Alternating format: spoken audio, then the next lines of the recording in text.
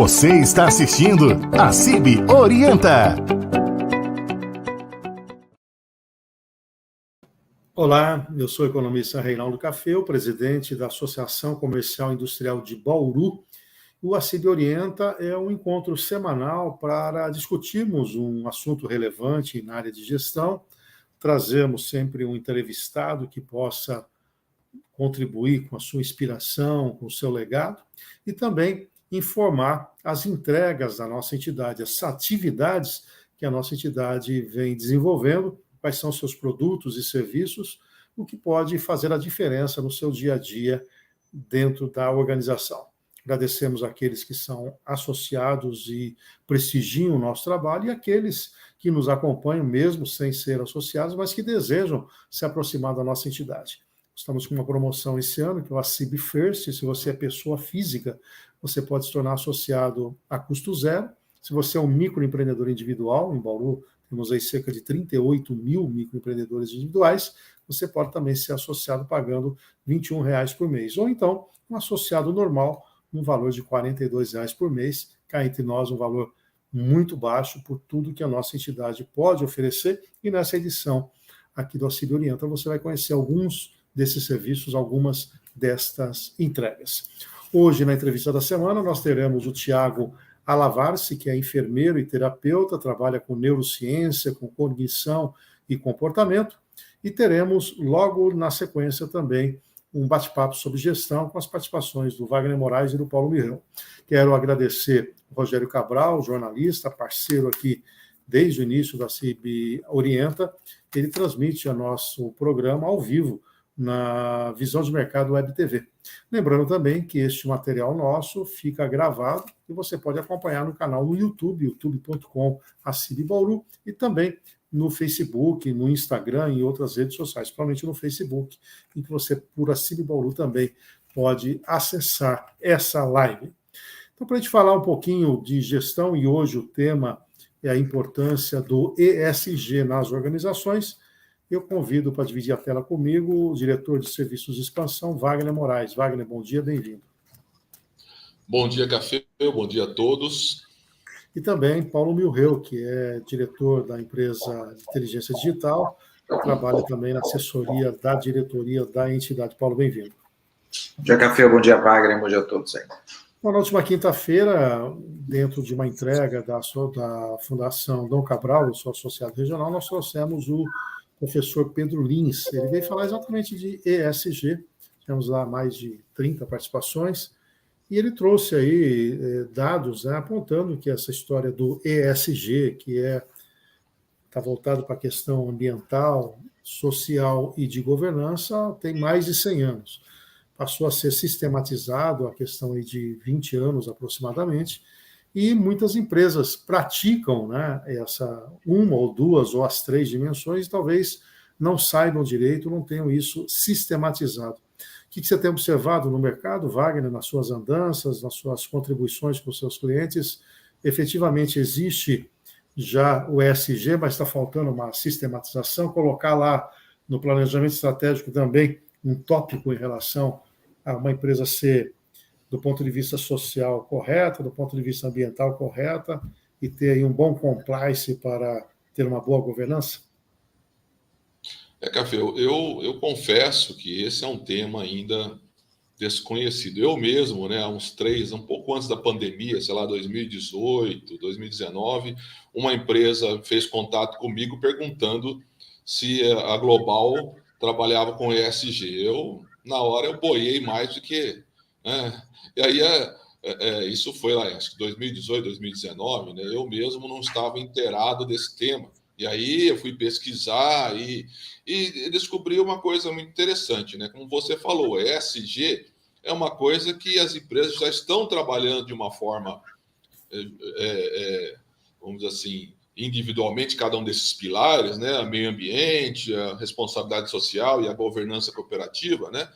Mas nenhuma delas, e hoje mesmo eu vejo meus clientes que são pequenas e médias empresas, eles também, hoje mesmo eu estive com um cliente, eu falei, olha, daqui a pouco eu tenho que sair porque eu vou participar da live, hoje o tema lá do programa da CIB, hoje o tema é ESG.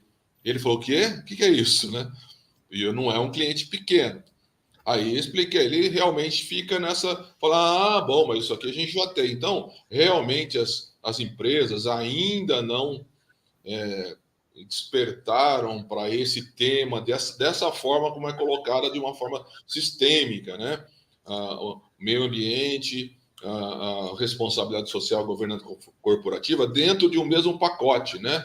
O que os especialistas chamam de framework, né?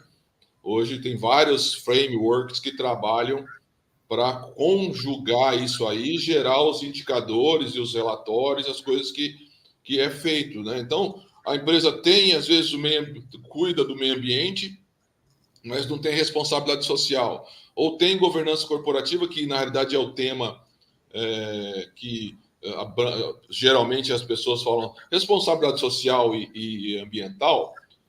As pequenas empresas sabem que precisam ter, né? E de alguma forma acabam trabalhando dessa forma. Mas governança corporativa, isso aí é uma palavra que elas realmente têm dificuldade, porque acham que isso é para empresa grande, né? Para multinacional, tem governança corporativa. E quando a gente explica o que é a governança corporativa, que é uma maneira bem sistêmica de você trabalhar como você se relaciona com o mercado, com os donos da empresa, como os donos da empresa se relacionam com os colaboradores, com fornecedores. Isso aí, né? Então isso aí a gente pode fazer sim. Então essa é uma dificuldade, é fazer com que nosso ambiente, nosso universo aqui das pequenas empresas entendam esse assunto e vejam que, na realidade, é igual a história da ISO 9000, né, Cafeu e Paulo? ISO 9000 antigamente era um bicho de 7 cabeças, era um bicho papão, nossa, só para grandes empresas, né? E aí as pequenas empresas começaram a ser demandadas pelas grandes. Para você fornecer esse produto, para você fornecer esse serviço, você precisa ter ISO 9000. Aí elas tiveram que correr atrás e montar toda a estrutura, algumas apenas por fazer, para poder satisfazer a demanda do cliente, outras que realmente se converteram a esse processo. E a ESG também é um caminho sem volta, né? Hoje os pequenos podem falar assim, eu não preciso disso agora, é uma coisa para as grandes, mas daqui a pouco as grandes não vão contratar mais os pequenos que não estejam com esse trabalho de base, né? Elas não vão contratar, não vão investir e não vão deixar empresas prestar serviço para elas que não apresentarem lá um controle das suas demandas de meio ambiente e responsabilidade social e corporativa. Bom, o Alex Parrella conosco aqui, mandando um bom dia. O professor Pedro Lins trouxe, inclusive, que algumas organizações estão conseguindo crédito mais barato porque tem isto sistematizado, né? E a avaliação dele é que, no longo do tempo, o mercado vai enxergar, o consumidor vai optar por essas empresas.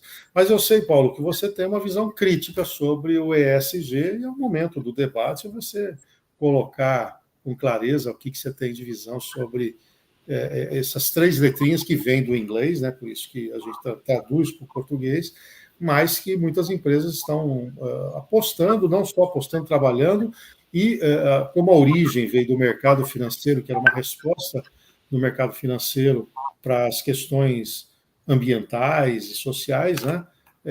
Eles conseguem enxergar também empresas que praticam ESG num diferencial competitivo ao ponto de, eventualmente, a taxa de juros ser inferior para quem tem isso sistematizado e quem não tem isso sistematizado. Eu gostei bastante da colocação do professor Pedro Lins, que ele simplifica e, de certa forma, ele aponta ali, e até teve uma participante lá que falou um pouquinho que faltaria a letra E ali do econômico, que acabou não entrando, mas faz sentido fazer parte, justamente o Café está falando aí sobre a questão de crédito mais barato, mas é apenas, e o professor falou bastante sobre isso, não é uma questão de ser o ecoativista, o eco-chato que exagera. E ele trouxe ali um exemplo muito simples de um hotel, né, de uma gerente de um hotel que conseguiu fazer mudanças muito interessantes ali dentro de uma única unidade que acabou se espalhando pela rede, onde necessariamente não é uma questão de ativismo pró-meio ambiente baseado nessas ONGs que ficam... Não, ela tentou corrigir coisas muito simples. a energia solar fotovoltaica, onde ela produzia a própria energia dela, ela reciclava o próprio lixo e, inclusive, conseguiu fazer uma horta lá e produzir o próprio alimento. Então, isso é que faz bastante sentido nessas ações que o próprio Wagner está falando, que as empresas já estão fazendo de alguma forma, e realmente elas já estão fazendo, porque as próximas gerações elas estão mais conscientes dessa necessidade de cuidar do planeta. Então, eu acho que é um amadurecimento. Então, a minha questão eu acredito muito de que a evolução e a tecnologia, como parte da evolução da nossa espécie, vai solucionar problemas que são críticos, justamente com o que ela já vem fazendo, né? Eu até mostrei no café uma matéria onde agora, recentemente, foi descoberta uma bactéria que destrói o plástico que é jogado no meio ambiente. Então, isso deve fazer parte, sim, de toda essa plataforma, né, desse framework do ESG, utilizando a tecnologia para justamente se contrapor a um pessimismo de que tudo vai dar errado, mas é que se a gente trabalhar bem, as empresas trabalharem bem, e as empresas precisam trabalhar bem, elas que vão realmente resolver esse problema, elas é que vão resolver, é que vai funcionar bem essa questão de ESG, né? O que existia no passado é o chamado balanço social. Vamos pegar o caso da Associação Comercial e Industrial, dessa diretoria atual, que vai ter o mandato aí encerrado em dezembro. Nós implantamos a energia fotovoltaica. Então, uma preocupação em ser sustentável do ponto de vista daquilo que é o nosso dia a dia. Nós temos computadores ligados, nós alugamos o auditório, nós queremos sempre valorizar uma data, por exemplo, o social. Nós estamos na campanha do Outubro Rosa, como nós fazemos outras campanhas, do agasalho e tudo mais. Então, nós temos uma preocupação com o social. E a nossa governança, com a chegada de novos diretores, como o Wagner e tantos outros, nós revisitamos o nosso estatuto um pouco antes dessa diretoria, nós estabelecemos regras de convívio, de sucessão, nós fizemos uma revisão do nosso propósito, dos nossos valores, nós estamos tentando conectar isso com aquilo que nós fazemos no dia a dia. Portanto, só está faltando divulgar, por sinal, até coloquei aqui que nós podemos colocar o selo de ESG na nossa entidade. Eu talvez seja a primeira associação comercial que vai dar publicidade que ela tem o ESG efetivamente. Nós precisamos só sistematizar, mas pode ser uma entrega final aqui dessa diretoria, tendo um selo mesmo de reconhecimento, porque nós temos os 3 pilares, né? A gente conseguiu fazer isso, né? Então, isso. E o exemplo também que o professor Pedro Lins trouxe de uma funerária. Na verdade, no fórum lá da Dom Cabral, ele já tinha contado em detalhes, e, na verdade, ele levou os donos da funerária. Olha que coisa interessante, Wagner. O dono da funerária, ele faz sepultamento gratuito para qualquer criança que morra abaixo de 12 anos de idade, sendo ou não do fundo mútuo dele. Morreu uma criança na cidade até 12 anos, eles entendem que é uma grande perda, um sofrimento para a família, e colocam. Outra coisa, eles tratam a questão do luto. Mais ou menos 20 dias depois que a pessoa perde o ente, é associado deles, eles visitam com apoio psicológico, e, inclusive, se a pessoa desejar, desfaz das roupas, desfaz dos armários e tudo mais. São maneiras que eles têm de mudar a forma de tratar a questão. Então, eles vão para o apoio psicológico. Então, é a questão da responsabilidade com aquela comunidade que ele tem. E eles vendem plano que é uma coisa meio tabu, que ninguém quer falar, né? A única certeza que a gente tem que a gente vai morrer mesmo, né? Não, mais cedo ou mais tarde, cada um de nós deixa, mas eles tratam essa maneira de uma maneira mais diferenciada, né? Então, são exemplos que ele trouxe, e essa do Paulo trouxe é de uma das filiais da Intercity, em que a moça, inclusive, foi chamada para coordenar o ESG da rede toda, né? Com ações pequenas de reuso de água, com a questão da fotovoltaica, de colocar papel higiênico biodegradável, eles não tratam, mas não precisa pôr lá no hotel, não precisa pôr, jogar o papel higiênico no lixinho do lado, você pode jogar na própria privada, porque ele vai se autodestruir rapidamente, vai se incorporar ao meio ambiente.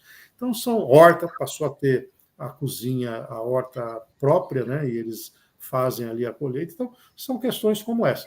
Eu acho que o grande desafio para o pequeno aí é sistematizar isso. Talvez ele precise ainda ter alguém de fora que possa dizer, olha, vamos assim como da Lei Geral de Proteção de Dados, né, que é um tema bom para a gente tratar aqui, inclusive, e até trazendo algum convidado especial para isso.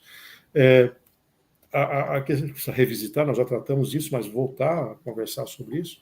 Eu acho que a ESG falta um manual de sistematização, em que a empresa, a entidade, o órgão, possa divulgar ao mercado dizendo, olha, eu tenho esses 3 pilares aqui. Acho que é por aí, né, Wagner? E eu acho que retratei bem o que nós fazemos na associação comercial. Inclusive, essa sistematização é o grande problema ou dificuldade hoje do ESG no mundo.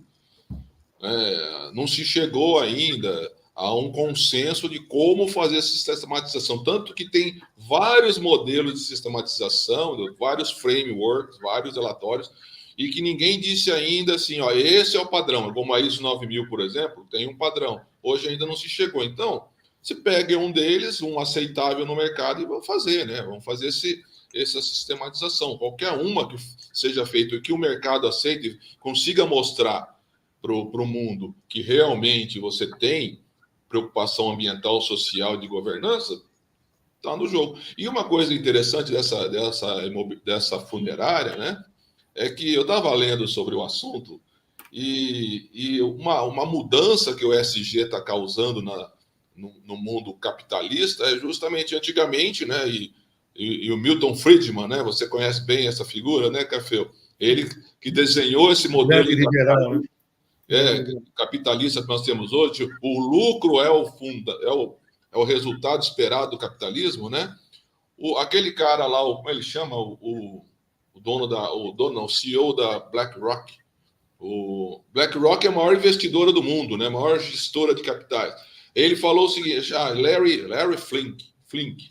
Ele falou o seguinte, ele cunhou uma expressão chamada capitalismo de stakeholders, que é justamente isso que a funerária está fazendo sem saber. O que é? Você pensar no capitalismo que influencia e gere benefícios para toda a cadeia, para todo mundo que está envolvido. Para o fornecedor, para o cliente, para o funcionário, para o acionista, para a sociedade. Então, o capitalismo não mais ser como apenas uma maneira do capitalista ganhar dinheiro. Não, é uma maneira... E é isso que está escrito na nossa visão lá, Café, lembra?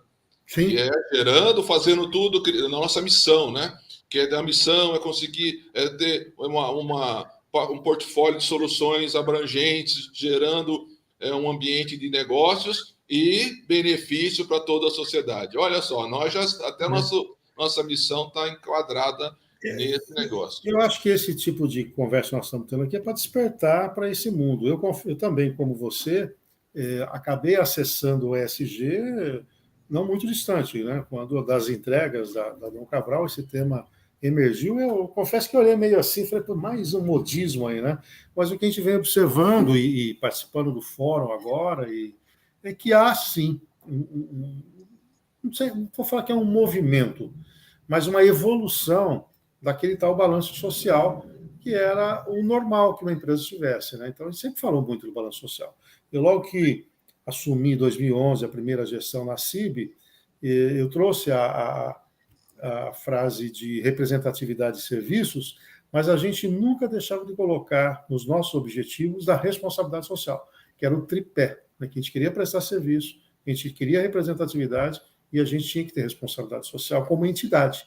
E aí nós não iríamos nos furtar aos grandes movimentos da comunidade nesse segmento social, né? Então, talvez esteja faltando um despertar das organizações para essa sistematização mesmo. Só precisamos tomar um cuidado, e acho que aí está a crítica do Paulo, né, e eu já conversei sobre isso, é realmente de que a gente tem que ter um equilíbrio. Por exemplo, lá na Europa, nós estamos vendo aqui, e vimos lá, o que o ESG fez, um ESG, vamos dizer assim, xiita, né, fez com a Europa, que a gente está vendo os reflexos. Cortou 100%, não fez uma transição da cadeia de carbono para a energia limpa, não manteve um equilíbrio. O que aconteceu? Hoje eles estão precisando de novo daquilo e não tem mais. Por quê?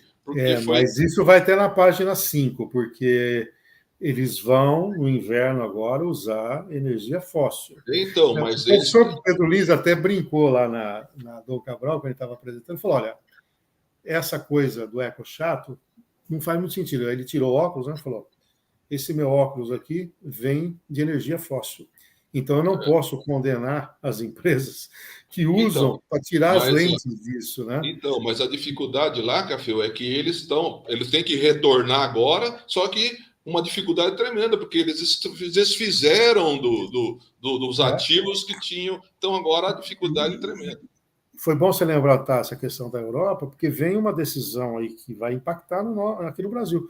Eles não comprarão mais produtos que tiverem do cerrado brasileiro e no cerrado mundial. Eles já estavam com as áreas de mata e agora o cerrado. Ou seja, se plantar soja aqui no Brasil porque desmatou o cerrado, eles não vão adquirir esse produto. Então, olha só que tipo de extremismo eles vão começar a entrar, colocando até em xeque a cadeia alimentar mundial, né? Porque é óbvio que o Brasil vai continuar exportando para outros players, ele pode até fazer uma triangulação, mas uma venda direta vai ter uma rastreabilidade para ver a origem dessa área, para ver se não é área de desmatamento, se não é área agora de cerrado. Isso vai impactar principalmente a soja no Brasil, que ela é muito trabalhada.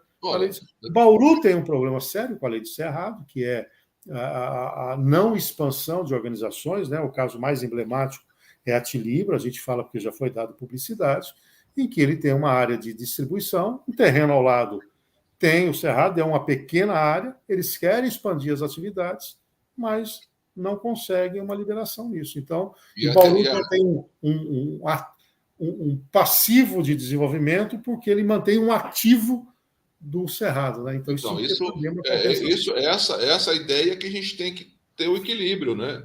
O desenvolvimento com o meio ambiente. E a proposta que tem que ser levada é justamente essa, senão a gente mata a galinha dos ovos de ouro, que o remédio fica mais, ou o remédio mata o doente, né? Então, a única preocupação que eu tenho com essa situação é essa. Por exemplo, essa do cerrado, até uma coisa que é uma de subsistência, que é o artesanato lá do cerrado, que é exportado muito para a Europa, que é o capim ouro lá, como chama, que eles fazem todas aquelas bolsas, que é exportado para a Europa, está prejudicado, porque eles vão ter que provar que aquele negócio é sustentável. Olha, então esse, vamos dizer assim, extremismo é perigoso. Mas do resto é apenas, vamos dizer assim, sistematização. Muito bem. Algo a acrescentar, Paulo Milrow? Não, é isso aí, tranquilo. Beleza, então vamos falar das atividades desse mês. Vamos por ordem. Hoje nós temos na entidade a votação para a nova diretoria. Tivemos a inscrição de uma única chapa, então tudo aponta que ela vai ser vitoriosa, né? Então, mas vamos divulgar isso só no final do pleito. Os associados estão indo lá na entidade até às 17 horas, e aí o conselho vai estar reunido nesse horário, faz a apuração dos votos e conclama aí a chapa vencedora. Teremos, na sequência, essa divulgação. Semana que vem já quando está marcado? Temos a CIB Mulher e temos a CIB Negócios esse mês. Isso, na mesma semana. A CIB Negócios, dia 24, segunda-feira, sempre penúltima segunda do mês, às 18h30. Esse mês, novamente, vai ser lá na Demicon, onde nós fizemos no mês passado. Né? Nas redes sociais nossas já tem todos os dados ali para inscrição. E nós estamos preparando já o ACIB Negócios, que é o último do ano, que vai ser em novembro. A gente está tentando preparar alguma coisa bem especial aí para fechar o ano e contabilizar aí os nossos 11 eventos realizados também. E aí, na mesma semana, no dia 27, tem a CIB Mulher, mês de outubro rosa. A gente vai ter a CIB Mulher. Também começamos a divulgar nos próximos dias aí, com todas as informações para quem quiser se inscrever. Exclusivo da mulher. A reforma do nosso auditório já está atingindo os banheiros, nós estamos trocando todas as peças ali, modernizando, são louças que vêm aí de mais de 30 anos que estão ali. Começa também o projeto estrutural interno, que é a colocação, a retirada das atuais cadeiras de longarina, né, para a entrada de mesas que são montáveis, né, para que você possa ter uma única mesa, duas em U, você pode fechar um Lego aí, é praticamente mesa Lego, né? e estamos finalizando a parte tecnológica. Na tecnologia, nós vamos ter 2 projetores que vão trazer a possibilidade de 2 apresentações simultaneamente. Se a pessoa tiver um PowerPoint, por exemplo, já nesse novo, ele vai pegar a área inteira lá do fundo. Nós íamos colocar TV, mas optamos por não, porque há um limitador aí, principalmente se houver queimar uma TV, você compromete todo o resto. Ao lado, nós vamos ter televisores independentes que podem projetar publicidade, mensagens, ou ser simultâneo com o que está apresentando.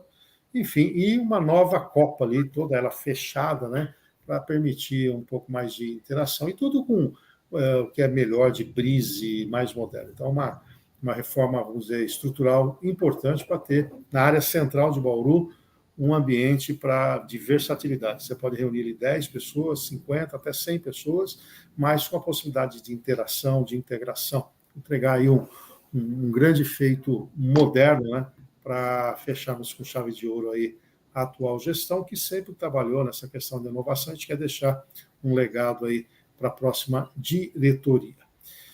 Em resumo a isso, as outras atividades nossas, vocês acompanham em redes sociais. Estamos com o Outubro Rosa, nossa sede, como tem energia fotovoltaica, nós estamos deixando ali a nossa iluminação de LED na cor rosa, do lado externo, para fazer esse simbolismo, né?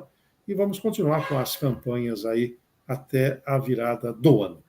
É isso, meus caros. Perfeito. Perfeito. Isso aí. Então, nos encontramos na próxima segunda-feira. Você que está nos acompanhando, se prepare para o ACIB Negócios e as mulheres, o ACIB Mulher. E, a partir de hoje à noite, a divulgação do novo presidente da entidade, que toma posse dia 1º de janeiro. São 11h28, vamos para uma vinhetinha rápida e, na sequência, recebo o Tiago Alavarce, que é enfermeiro e terapeuta, trabalha com neurociência, com cognição e com comportamento. É um instante só.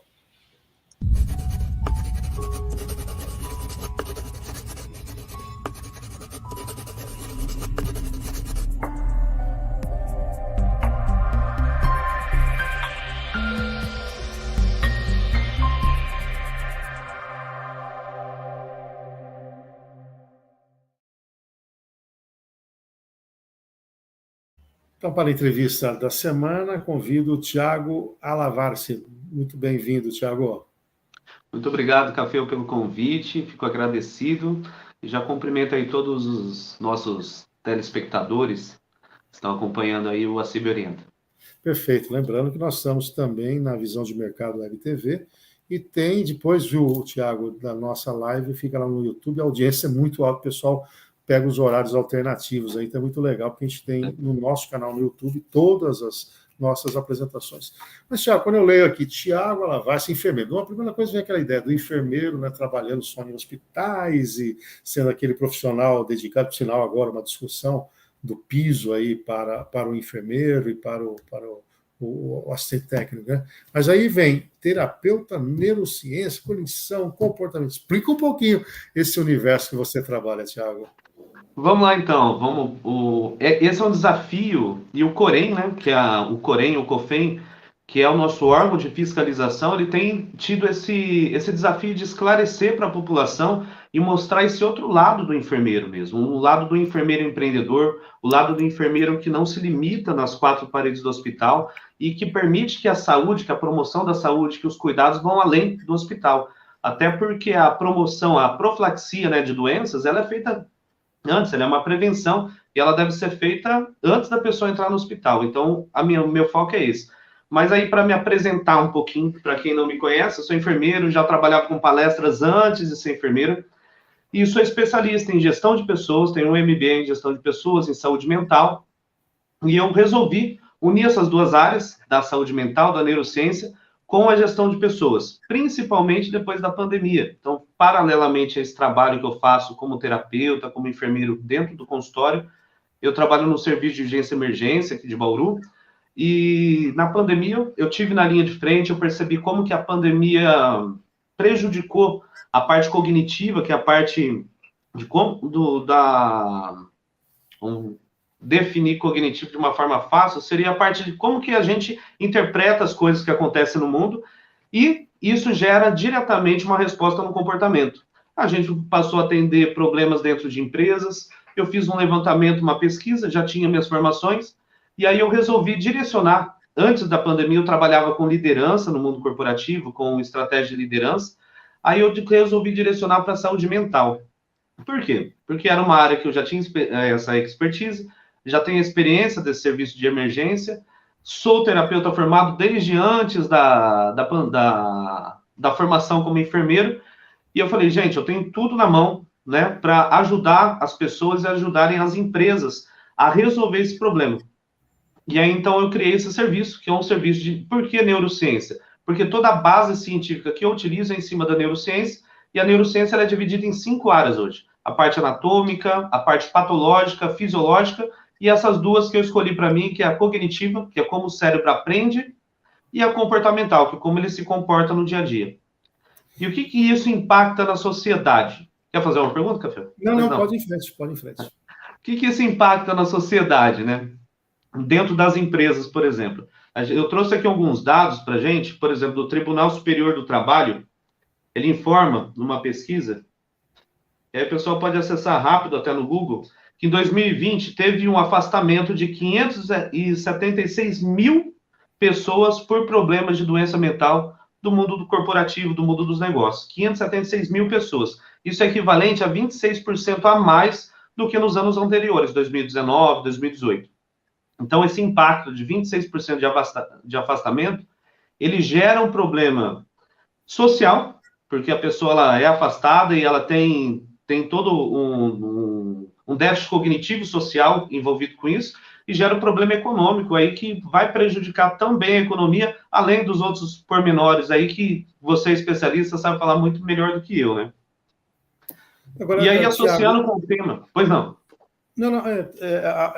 Bom, eu acho melhor você concluir, depois eu pergunto. Eu achei que você tivesse terminado, por gentileza. Certo. E associando com o tema que você, o Paulo e o Wagner trouxeram hoje aí, o ESG, a gente conclui o quê? Que essa parte social, a empresa é feita de pessoas. E esse impacto social que a empresa gera fora dela, na sociedade, né? Isso reflete também dentro da empresa. Então, ajuda muito. E tem se falado muito hoje, não só nesse impacto ambiental e social, mas também nessa dificuldade que a gente está tendo de encontrar recursos humanos. Então, já tem uma preocupação corporativa com o recurso ambiental, que é escasso, e essa escassez está chegando nos recursos humanos também. Por quê? Porque você tem aí, na região de Bauru, várias oportunidades de trabalho e não encontra pessoa capacitada ou treinada mentalmente para conseguir assumir um cargo. Então, e aí que eu queria pegar o gancho, porque eu tenho visto um esforço dos RHs de empresas no sentido de encontrar um especialista. Olha, você é muito bom em economia, você é muito bom em contabilidade, você é bom em marketing, mas que tenham inteligência emocional, que tenham essa questão. Você trabalha nisso, quer dizer, as pessoas podem treinar, podem ter esse controle da emoção, porque é uma convivência com pessoas, né? Você tem uma boa parte de quem é dispensado, não é porque ela é incompetente, porque não entregou resultado, é porque ela tem dificuldade no relacionamento. E a pandemia, de alguma maneira, agravou, né, um pouquinho isso também, né? Sim, com certeza. Eu falo que o grande desafio meu, né, quando eu entro dentro de uma empresa, é influenciar o funcionário para ele entender o quanto que os problemas particulares dele, que ele traz do serviço, da casa para o serviço, e o quanto que essa falta de inteligência emocional do serviço impacta a vida dele, tanto a vida pessoal, familiar, quanto a vida profissional. As pessoas ainda não têm essa noção, elas não têm esse nível de compreensão da importância que é ter saúde emocional. O Wagner estava citando agora há pouco, né, estava acompanhando vocês, que o ESG é algo desconhecido ainda dentro das empresas, e essa discussão ambiental a gente sabe que é antiga, né? Então, olha só como o Brasil está atrasado. A gente uma pauta ambiental, que é algo antigo, ainda tem muitos profissionais e muitas empresas que não entendem a importância. Imagina agora a pauta que está estourando aí, que a gente está falando mais agora depois da pandemia, né? Nunca se falou tanto sobre saúde mental dentro do mundo corporativo como hoje. Imagina essa pauta que está iniciando agora. Então, eu acho que o desafio é criar consciência para os gestores de que é importante investir em saúde mental para o funcionário, criar consciência para os líderes, e o líder ele tem um papel fundamental, né, que é pegar a ideia da gestão e transformar em realidade na linha de frente de trabalho, no nível operacional. E então a carga de estresse das empresas fica muito em cima desses líderes, porque eles têm essa dificuldade de pegar uma ideia e colocar em prática. E quando ele vai colocar em prática, ele encontra com uma linha de trabalho que não tem inteligência emocional, que retruca, que muitas vezes tem uma ideia diferente da gestão, porque é um outro nível de gestão, né? Outro nível de maturidade para o trabalho, e o líder ele fica nesse meio. Registrando aqui que está escrito relacionamento assim, mas deve ser o Alex, está lá, muito importante esse cuidado da saúde mental. Após a pandemia, aumentou muito a quantidade de pessoas depressivas e ansiosas, e o Nando Lara, da Crystal Vision, também concorda, é verdade.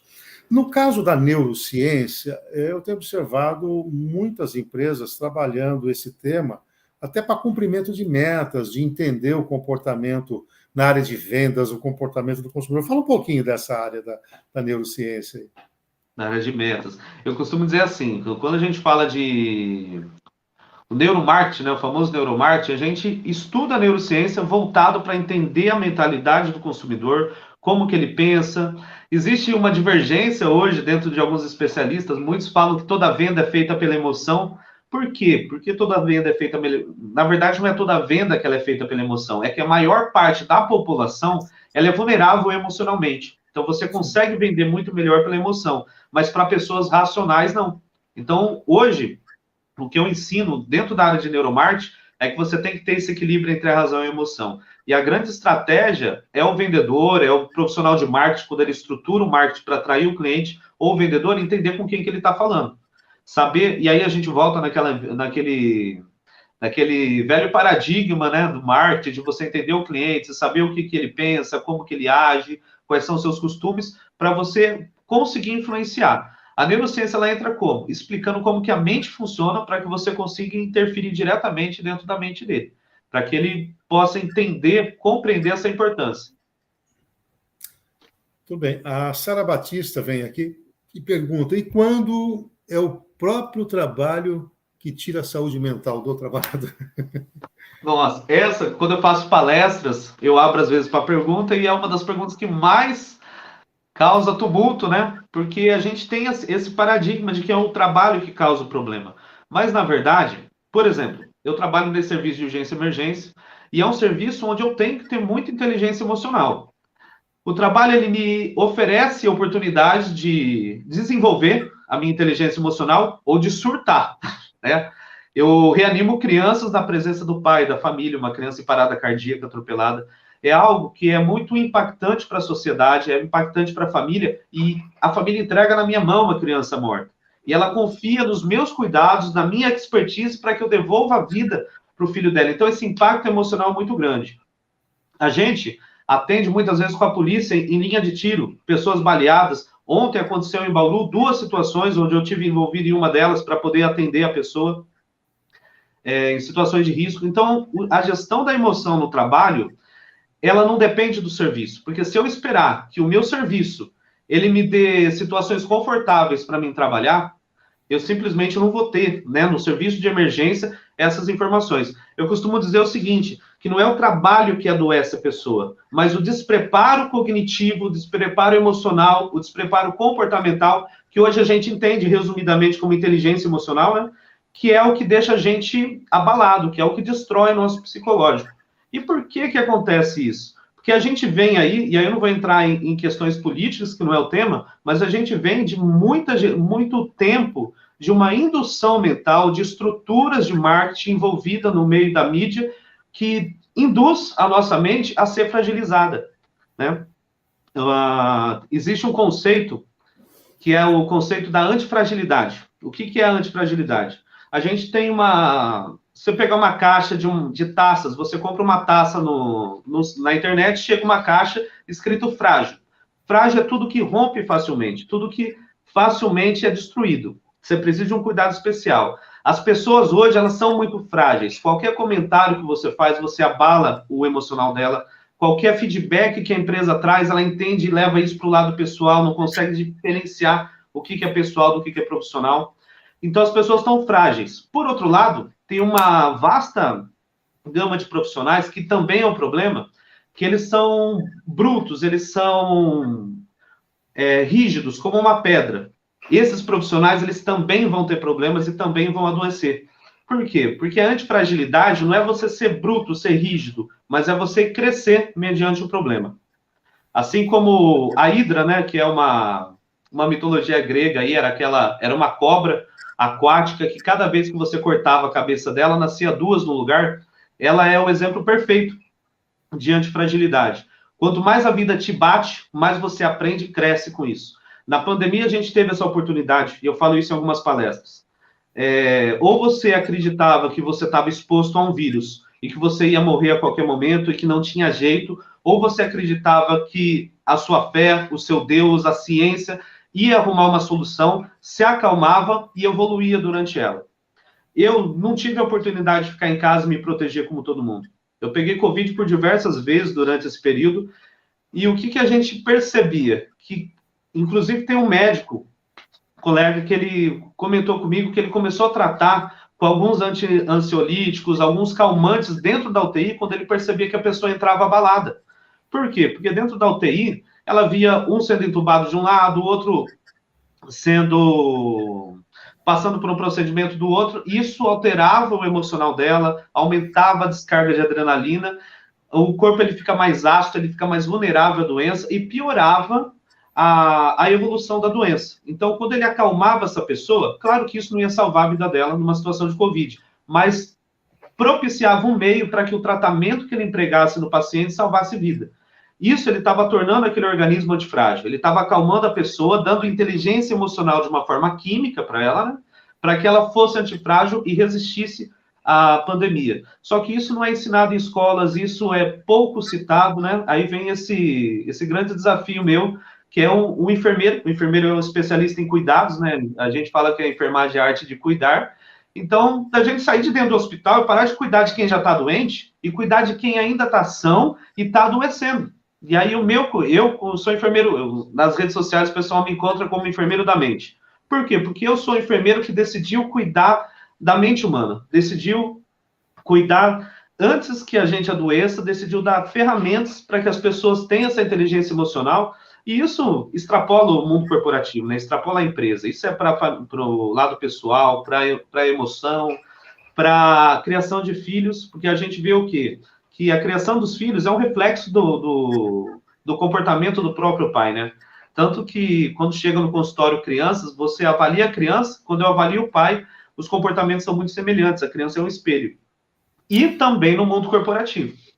Então, Tiago, para ficar claro, quem quiser te contratar, o que você oferece? Qual é a tua linha? Você pode apoiar o RH, você vai apoiar a diretoria? Qual é o tipo, pelo que você falou também, você tem palestras que são independentes, naturalmente são palestras orientativas e certamente a partir dali você fecha até negócio. Mas vamos imaginar um empresário nosso associado que está aqui nos acompanha e fala, eu quero o Tiago na minha empresa. O que você traria o que você agregaria e qual é a sua linha de trabalho, então, junto às organizações? Certo.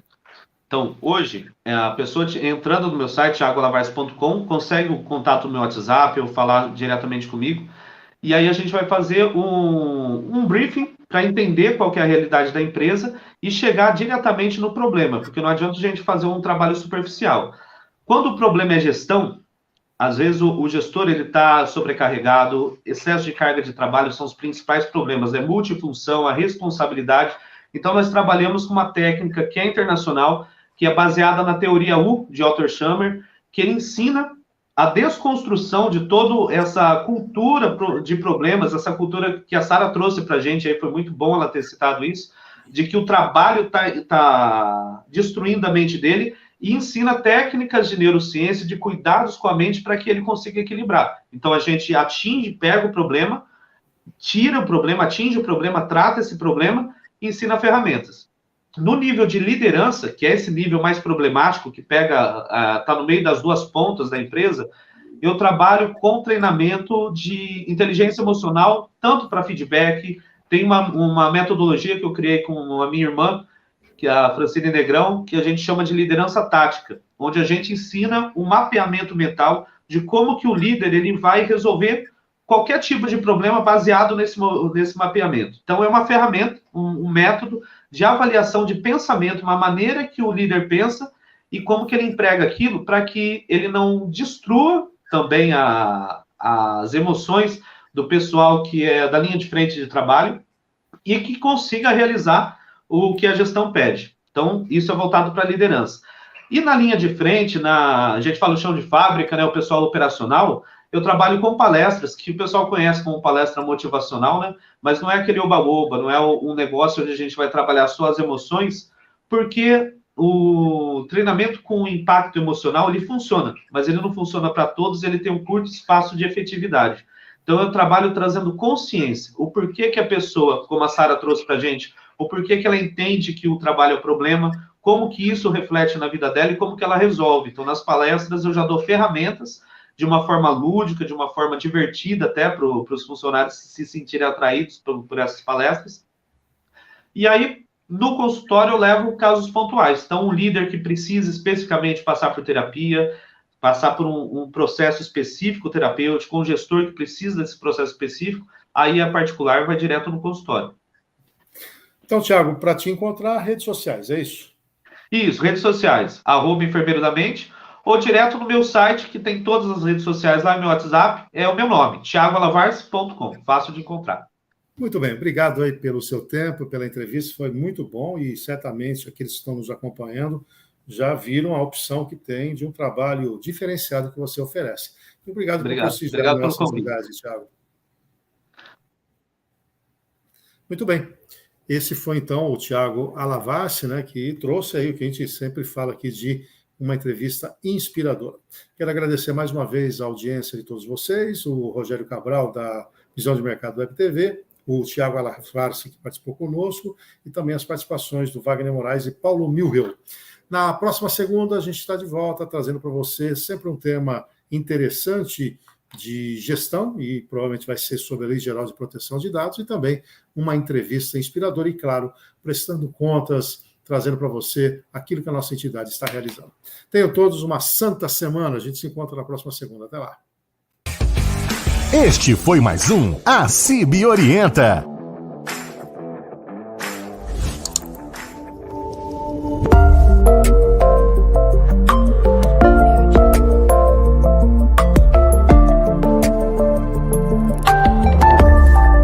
ACIB Bauru. www.acib.org.br